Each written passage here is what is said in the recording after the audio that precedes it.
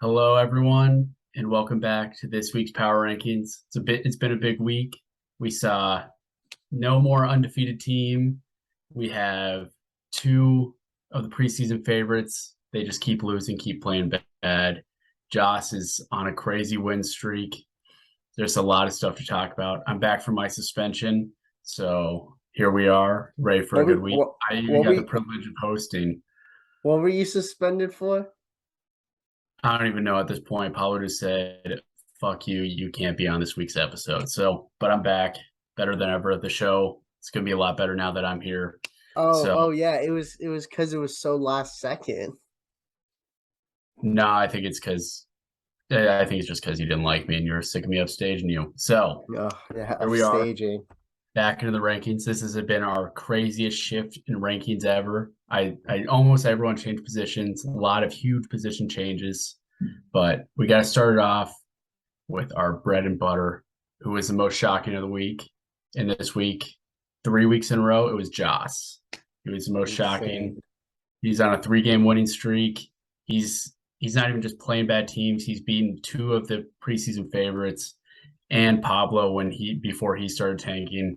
He's scoring a lot of points and it's just up from here. He's riding on the back of Kenneth Walker, and he might get that spot and really pulling our Loeffler over here. And then this week for the most disappointing, it was another unanimous. It was M Tom, who is our lowest score of the week. Um, oh yeah, get into that. We'll put in Tom's video right after this segment. We got to do M Tom's lowest score video, Enrique's lowest score video filmed by Jacoby, and Steven's highest scoring video being the only team to have 2 weeks as the highest score. So big ups to him for that. Mhm.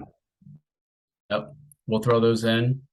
We'll just finish talking about M Tom's team really fast. He terrible week. He's still positive record, but he's got one of the lowest max point fours in the league. It's not looking great for him this season. He's hoping to turn it around, but just not a good week. Anything to add, Pablo? Yeah. I hope he continues to fold, but he now has Gus Edwards on his team, so we'll see if Gus can be Gus the Bus or if he's gonna get a flat tire again. Mm-hmm. Exactly. It's nice that he has that to hopefully turn around his season while Dobbins is out. And I got a little ahead of myself. We'll get to the videos. We'll start it off with our two-time highest score of the week. First one to do it, we got Stevie J coming up. And this is what he has to say. Second time for highest points for the week. The contributors this time, Josh Jacobs just loves going crazy the past 3 weeks. So we got Big Dick Boyd doing big things. Yeah, I just need my quarterback to get it together. Aaron Rodgers, he's too busy getting high doing shrooms in Peru or whatever. But yeah, my boys just need to keep it up and yeah, need to make the playoffs and finally finish off a run this time. Stevie J's video. He seems ready to push for a challenge. He's ready to try to finish off the season and get that championship at the end of the year, and he's off to a good start with it. Hey, Next Josh up, Jacobs. Josh Jacobs is killing it for the man, so we'll see he what is happens with he's that. having If a resurgence. Big yeah, contract well, here for him. yeah, big contract year for him. Mm-hmm. And then next up, we got the video we didn't get last week, but we're blessed to have this week. It's Big Ricky. I'm sure we'll hear some wise words from the man, and here he is. How do you feel about having the worst score last week? Sadness. He lost to me. And I did shit too, bro. I'm not gonna lie, I did shit. I did pretty shit. Who's shittier? So there we go. That was Big Ricky. I didn't watch the video before this, so It's tough nice seeing. words or It's not tough nice seeing. words. Just edit in which one fits better with it. It's I'm gonna leave it. I mean, it's funny to see a man's pride absolutely stunned. And then this week we now have we have a guy who came into the season as a favorite. He's been off to a rough start, just like myself. He's got the lowest score of the week, only scored 63 points. See what M. Tom has to say about that pitiful performance from his team. Dume type numbers. Dume type numbers. Might even be like I don't know how if Dume even scored that low this season. Yeah, well, he scored 30 in a week. Oh fuck, I forgot about that week. Okay, never mind. Scratch that. Well, here's Tom's video. I knew it was gonna happen. I was lucky last week, won all my leagues. I knew this week I was getting fucked up. Makes sense for me to be the last place points scored, but you know, I'm still above 500 and I'm still looking pretty good. I don't think I'm gonna be telling any jokes anytime soon, so heads up. So that was a working man letting us know on his lunch break how he feels about that fantasy team, the true second job. In the scrubs. So, in the scrubs. Representing himself, I see. Mm-hmm. So now that we're back on track here, we'll get to is it Country Central Stud of the Week? No, it's Sports Routes Stud of the Week. Sports Routes Stud of the Week. And this one was not unanimous. We had 2 votes for Kenneth Walker, one from Pablo, one from the anonymous third party. So Pablo, break it down. Why is Kenneth Walker the stud of the week? I mean, Kenneth Walker is the engine that's making Joss's team go round right now. There's no player that is hotter in the NFL right now than Kenneth Walker. Since Rashad Penny went down, that man has been on an absolute tear. And it doesn't seem like anyone can stop him. I mean, they had a close game against the Chargers. They had a fairly close. They were up 2 scores, and he just absolutely put it away with a 74-yard rushing touchdown. And if essentially put away that matchup against Andres with that too. So Kenneth Walker is the stud of the week, and I mean, hey, he's been the stud of the month so far. Mm-hmm. He really has. The Josh resurgence has stemmed from Kenneth Walker. My vote. This is more of a inside joke between the podcast or whatever you call this, because my vote was for Travis Etienne. Me and Pablo have been debating since the dawn of time, since the Etienne pick, on whether him or James Robinson was better, and we have found a winner. And this week, Etienne dominated that man. James Robinson had 0 carries, 1 target. No, That's why. That's why Etienne cost them the game with that fumble at the 10, right? Because Hey, he's so much better now. I don't care about real life Jags. I just care about my 114 yards and a touchdown, 20 and you points. Still, and you still took that L too. I don't know why you're talking like that. Hey, it's just nice to have a running back on my team that actually contributes. Running back that scores over 6 points is Raheem Mostert. You're welcome. Yeah, oh, him too. See, exactly. My team's we're grinding now. We're ready. So ETN is my stud of the week, partially just to fuck with Pablo, and partially because he's a beast and a god, and James Robinson is his bitch. 2 weeks. So, 2 weeks before Etienne gets hurt. Pin it. We'll see. So on that note, we'll get to the Dinkle Dud of the week. And why don't we just start off with mine, continue the conversation. My Dinkle Dud of the week is James Robinson, big fat goose egg, garbage, traded to the Jets because they're like, this man's trash. Give us ETN. That's why Jaguars fans are upset about the trade, right? They're just emotional because he was an undrafted free agent. He did well for 1 season, but he's on that Philip Lindsay career. Oh, he was their best offensive player the past 3 years. So, well, not this year. Well, yes, this year. No, since they stopped giving that man the ball, they've lost 5 games in a row. Coincidence? No. Yes, coincidence. I think so. I disagree. I disagree. And then we'll get to our Pablo's vote. Pablo went for a broader vote. He said the entire Atlanta Falcons passing offense. I would agree if I wasn't going to fuck with Pablo. It's a very good vote here. 13 attempts after being down almost the entire game is not good. Pablo, what else? Considering Kyle Pitts was a consensus top 3 round pick, probably the second highest drafted tight end, third, maybe behind Kelsey and Mark Andrews, who is our unanimous voters pick as Dinkle Dud of the week, might I add. Kyle Pitts and Drake London started off fairly strong, getting good yardage. Not a lot of touchdowns, but good yardage, good targets. Since then, it's kind of been downhill from there. Tyler Algier, who's I benched this week, will be starting for me this week, by the way. 16 carries and a touchdown. He performed well. And it's just questionable as to why they were running the ball once they were already down double digits. But we'll see what happens there. I think we could see Desmond Ridder coming into the fold sooner rather than later at this point.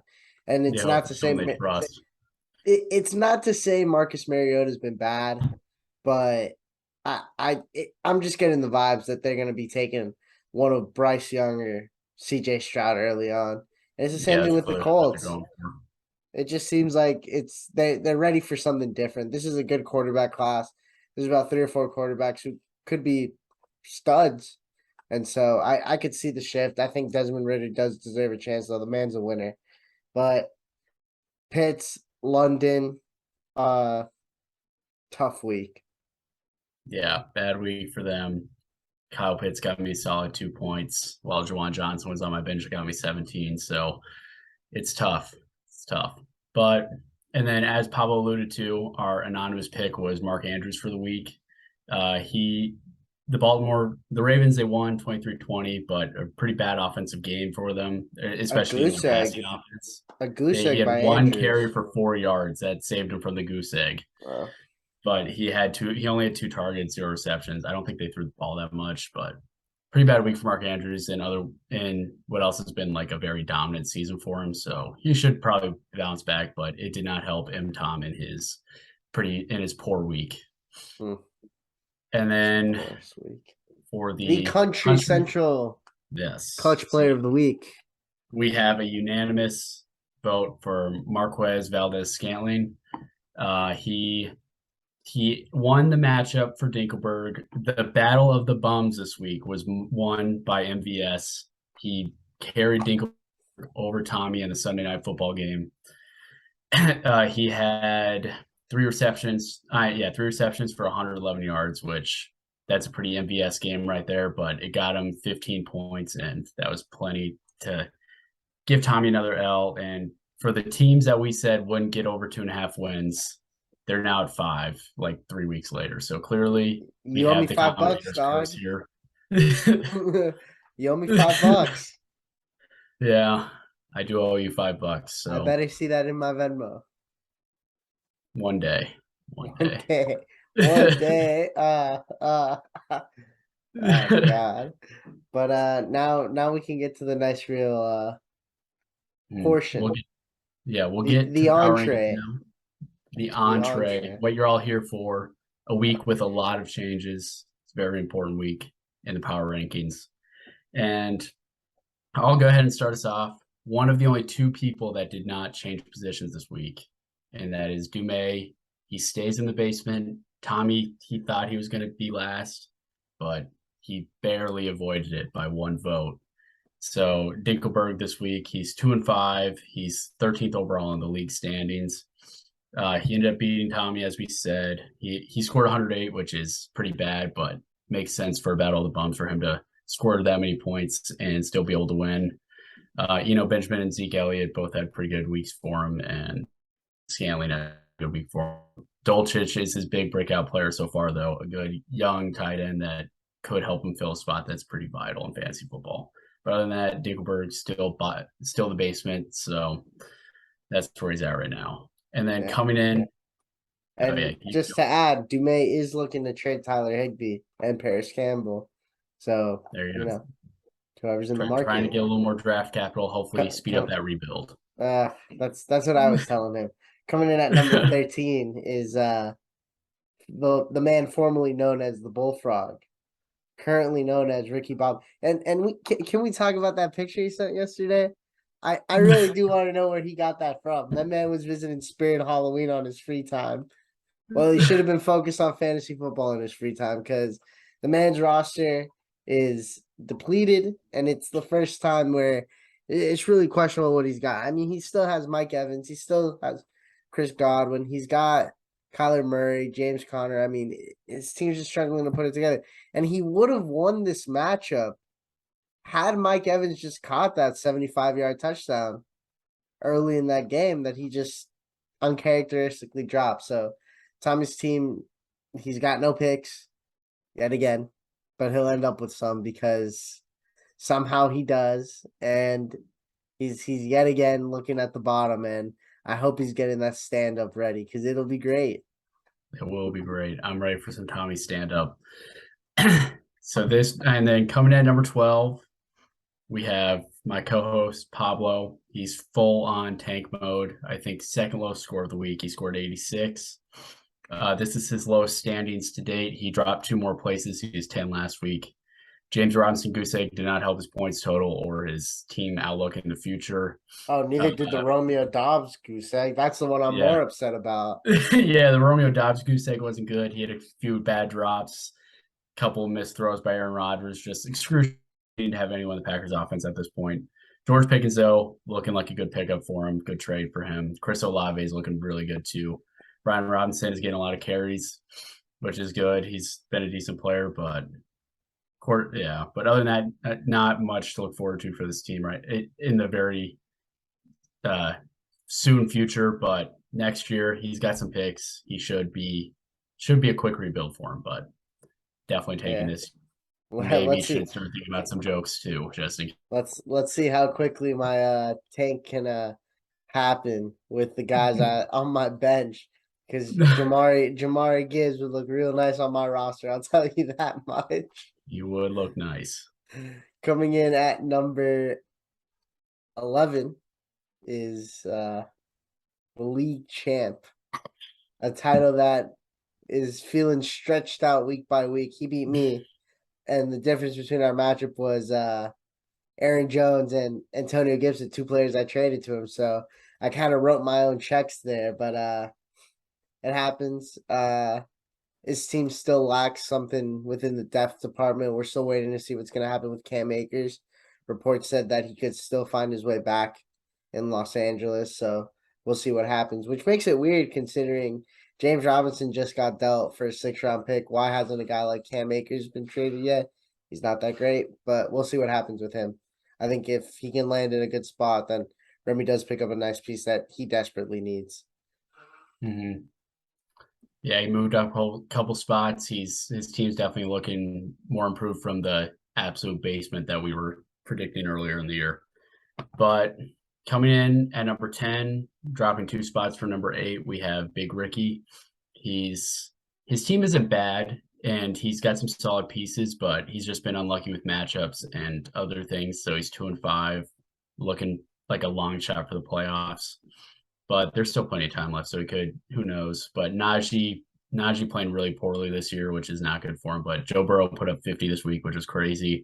Devontae Adams put up 14, which was very good for him. Amon-Ra St. Brown had a non-concussion that hurt him this week. And the spotter, baby. Yep, the spotter got him. And then, as we alluded to earlier, the Falcons' passing offense did nothing to help Drake London. So he's got a lot of solid pieces, just a lot of unlucky stuff kind of happening to him. And that's what puts him at 10. He could still sneak into the playoffs, but it's a long shot.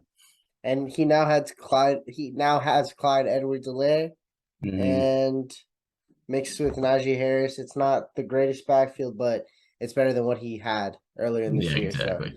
So that is a start. And then next up we have 9, 2. Yeah. We have a tie. 2 people tied for 8. So it's you can start 9. off with No, they're tied for 8. They're tied for 9. I'm looking at it right now. I'm looking at it right now too. See, it's 8. That's a 9. 10. It goes 8, 8, and 10. It's a typo. It's a typo. No, it says 9, 9, and 10.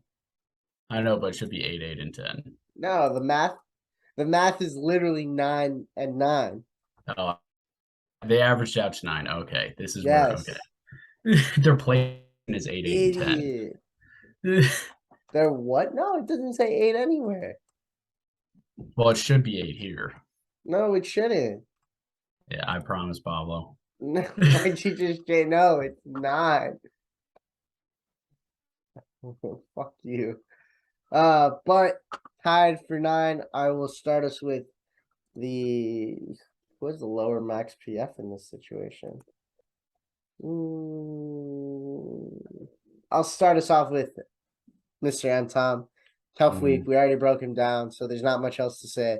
Tough week. He'll bounce back. Bye weeks, injuries. Gus Edwards now in the fold. Damian Pierce. And should have never traded away Zeke. It looks like Leonard Fournette struggled this week, but who on the Tampa Bay Buccaneers didn't? Andrews, really his whole team. He loses Jeff Wilson essentially with the CMC deal. Samaje Perine starting sucks. And then AJ Brown on bye hurt him a ton also. But then coming in tied for the other ninth spot. Eighth spot is we have Jacoby, Officer TC. He took a loss to Ethan this week, but his team didn't have the best week, one of the lower scorers of the week. But Mahomes put up 37, Derrick Henry put up 18, Christian Kirk put up 14. But outside of those three, he had a goose egg from Michael Gallup. Kenyon Drake put up half a point on 11 carries too, which is not great. Allen Lazard looked like he injured his shoulder pretty bad, so he could be out a few weeks. So not a nice upward trend for this team, really. Hopefully Jarvis Landry's back soon. And Garrett Wilson has not looked good with Zach Wilson, but that roster has, am I right? Yeah, I know that offense has not been cooking at all. But Brees he does Hall. have Rashid Shaheed on the bench, who's a long touchdown machine. Hopefully he can keep that up for him. Maybe help him out in those flex spots. But other than that, not a huge upward trend unless he gets Landry and Cordero Patterson back and Lazard back soon. But other than that, he can hover around the last playoff spot and hope he can hang on long enough and see what happens at the end of the year. Yeah, the playoff race will be interesting. I don't think that anyone's really out of it yet. No. Except maybe Tommy. Yeah, except for Tommy and you. No, I guess you still have 2 wins. You're only a game out. And I still have a young team, and now with James Robinson on the move, I have a young team plus the oldest player in the NFL. Yeah, I was gonna say, I think Tom Brady hurts your average age pretty badly. I should still have the lowest, but coming in at number 7 is our most shocking team on a 3-game win streak. He didn't even have Dalvin Cook this week, and he cooked on dress behind the legs of Kenneth Walker, 34-point output. Josh's team is on fire right now. It's going to be interesting. I mean, this one caught me completely off guard, but he's on an upward trend. I wouldn't be shocked if he were a buyer if he wins again this upcoming week. So that's something to look out for. Yeah, his team's much improved on a hot streak. Like someone trending in the right direction.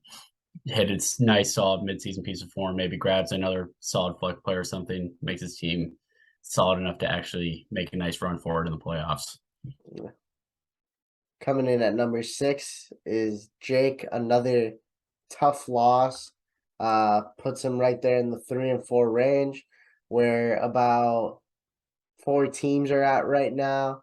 It's a very tight race all around. Now that we don't have any undefeated teams, there's a very good curve. And once again, Jake, just tough matchups playing against the team with the highest points for. Overall, his team did not do badly.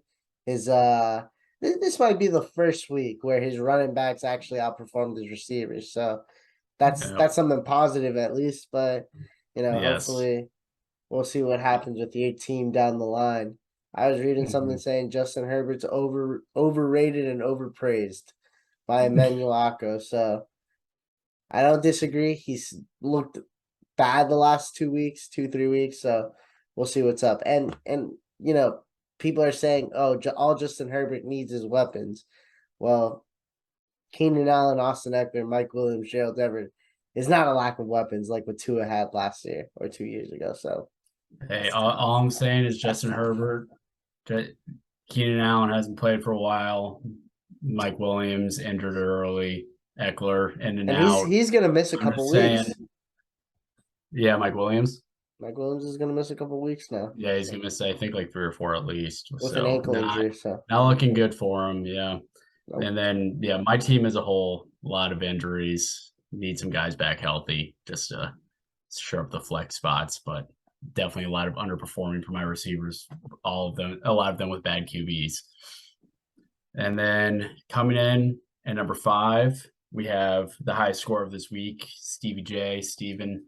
He scored 156. His team, very solid. Josh Jacobs, Tyler Boyd mainly carried him this week, putting up 70 points almost. And then he also has a solid core of, he's got Tyreek, he's got Kareem Hunt, Rashad Bateman, Joe Mixon, Aaron Rodgers, if he ever decides to fix his thumb and throw an accurate pass. So he's got a solid team. A lot of guys starting to get healthier too, with especially Rashad Bateman, who should play better in future weeks. And he's got a team to beat. Definitely deserves to move up into this upper tier of people, and definitely looking a lot better for him. And then coming in at number 4, we've got Josh. He was the second highest scorer of the week. He scored 151. He beat Big Ricky. He's 5-2, number 4 in the league right now. What did he say? He's got the number 1 and the number 3 running backs in football. Mm-hmm. Yeah, he does. Eckler and Nick Chubb both looking pretty good this year. He's got Tua, who I know most of this league. You guys love him. He should be. Yeah, he's playing pretty good. He's got a lot of good weapons. Hopkins back. I know Hopkins back is really helping. That but Mike Williams back-to-back out is going to hurt games, him. I think. Or was this his first week back? No, this was his first week back. I imagine the other 100-yard game clearly. Mike Williams, Devontae Parker back. Yeah, Mike Williams. Weeks, but once he comes back, keep balling. Isaiah, Pacheco. Yeah, he started last week, so I don't know. We'll see if he keeps starting, because that could be a nice little addition to him. His kicker put up 16 points, which is kind of ridiculous. And then other than that, he's got a pretty solid team. Definitely on the upward trend, waiting for Deshaun Watson to get back, which could help him a lot in the playoffs, give him a nice extra boost of points, but definitely deserves to be in the top 4. I've been saying since week 1, if Josh's team can hold him afloat by the time these guys get back, dangerous team to watch out for. He's got heavy hitters. Right. Coming in at number 3, one of the only 2 teams to not have much movement. M. Graham's back to his winning ways. He's dropped 2 games so far. He was one of the highest scorers of the week. 4th, 129 points. Saquon, he has the plethora of running backs. Didn't have Jalen Hurts this week. Jimmy G put up a good week. He loses Breece Hall, who's been on a tear. And I don't think he's worried about replacing Hall in the roster, so it happens. He's got plenty of running backs. And he's got plenty of them. But yeah. Now, number 2. Number 2, we have a new number 2, meaning we have a new number 1. Our number 2, after losing his undefeated start, is Andres. He lost to Joss this week. He had to start Jacoby Brissett, which is never a pretty sight. Ramondre put up a very big week for him. Alvin Kamara played pretty well. Jerry Jeudy played pretty well. DK Metcalf thankfully survived I didn't get an ACL injury, which would have been bad. And Njoku's out for a long time. So a couple of bad injuries for him this week, but still he's got Kittle to be the backup for Njoku anyway, to replace Njoku anyway, so he's doing fine. Ayuk had a pretty good week. He was looking pretty good, just acquired Rachaad White, which gives him the running back depth he's been wanting for a very long time. So his team is definitely solid, still one of the top teams in the league, even with a down week, but he had to lose a spot after losing his perfect start. Which I still don't totally agree with, but I'm the only one who voted on Andres as the top team. I still think he has the top team. He didn't have Josh Allen this week. Like you said, DK Metcalf got hurt early in the game. His kicker and defense kind of let him down, but Yeah, it seems like, and he didn't have Justin Jefferson this week either, but Freiermuth looks like he'll be a good target for Pickens, Pickett. Yeah, if you need a tight end, you should and definitely go DJ Moore finally looks like he's gonna be getting targets, so that's something to look forward to. PJ Walker is fixing DJ Moore. Yeah, and then Devontae Smith also on his bye week. But like you were saying, we do have a new number one. Not unanimously, but Team Ethan McGrady. You know, he had an awesome week this week. Daniel Jones really went all out for him, 33 points, his highest score. And then he just had his usual consistency. His defense and kicker went off.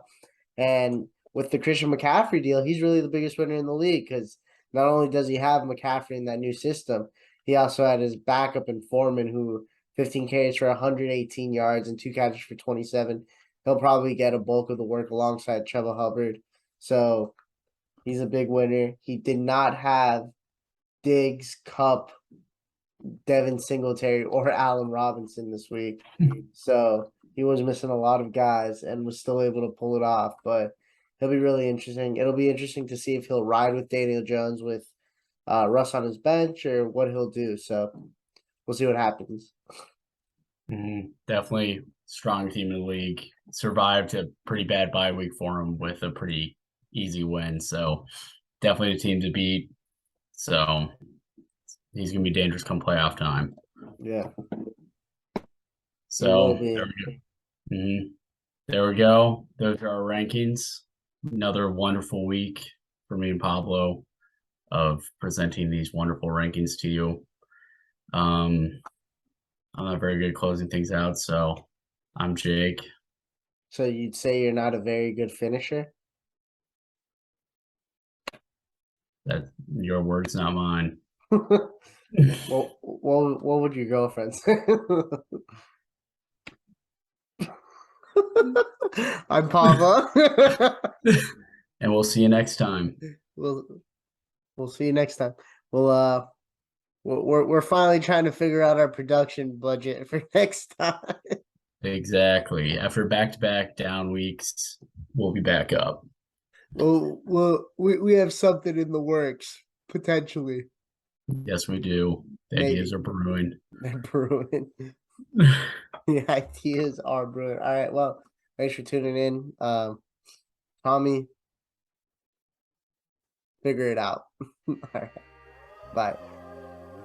3, 2, 1,